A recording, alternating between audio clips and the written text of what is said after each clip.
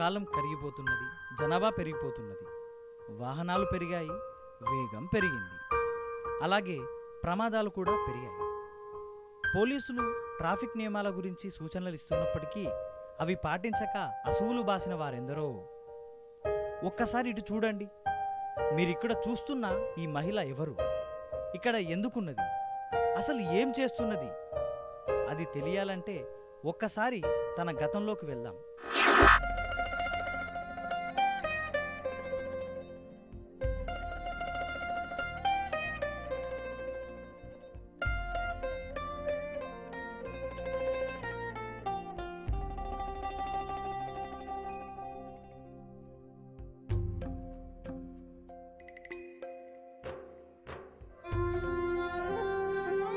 అమ్మా, నా college time అవుతుంది, వెళ్తున్నాను. సరే, టిఫిన్ చేసి వెళ్ళరా. సర్లే అమ్మా, క్యాంటీన్లో తింటాను. సరే, బైక్ నెమ్మదిగా నడుపు, హెల్మెట్ తీసుకొని వెళ్ళు. సర్లే అమ్మా.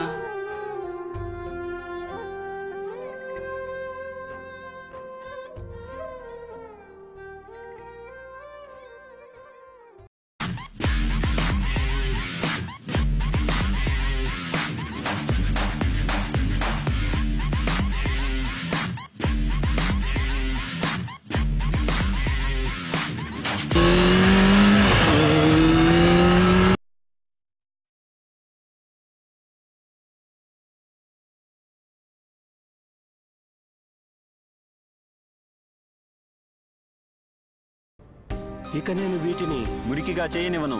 ఇక్కడ ఎలాంటి చెత్త వెయ్యనివ్వను, నేను కిళ్ళీలను ఉమ్మనివ్వను. అరటి పండు తొక్కలో వెయ్యనివ్వను. अगर एक बार 125 करोड़ देशवासी तय कर ले कि मैं गंदगी नहीं करूंगा, तो दुनिया की कोई ताकत नहीं है जो हिंदुस्तान को गंदा कर सके. స్వచ్ఛ భారత్, ఒక్క అడుగు పరిశుభ్రత వైపు. బ్రేకింగ్ న్యూస్, ఇప్పుడే అందిన తాజా వార్త. మంచిర్యాల బైపాస్ రోడ్డులో ఘోర రోడ్డు ప్రమాదం జరిగింది. బైక్ పై బెల్లంపల్లి చౌరస్తా నుండి కాలేజీకి వెళ్తున్న ఓ యువకుడు తెలంగాణ తల్లి విగ్రహం దగ్గర బైక్ అదుపు తప్పి స్ట్రీట్ లైట్ స్తంభానికి ఢీకొని తలకు బలమైన దెబ్బ తగలడంతో అక్కడికక్కడే మృతి చెందాడు. సదరు వ్యక్తి బైక్ నడిపేటప్పుడు హెల్మెట్ పెట్టుకోకపోవడం, మొబైల్లో పాటలు వింటూ నిర్లక్ష్యంగా బైక్ నడపడమే ప్రమాదానికి కారణమని స్థానికులు చెబుతున్నారు.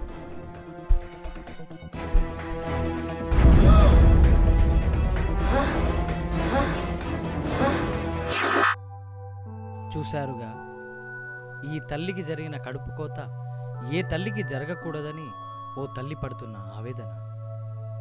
రోజు చౌరస్తాలో హెల్మెట్ ధరించని వారిని తన కొడుకులుగా భావించి వారి క్షేమం కోరుతూ హెల్మెట్ ధరించమని ప్రాధేయపడుతుంది. మరి ఆ తల్లి సంకల్పం నెరవేరాలంటే ప్రతి ఒక్కరూ తమ కుటుంబ సంక్షేమాన్ని దృష్టిలో పెట్టుకొని హెల్మెట్ ధరించి తమ గమ్యాన్ని సురక్షితంగా చేరాలని ఆశిస్తూ మీ శ్రేయోభిలాషి.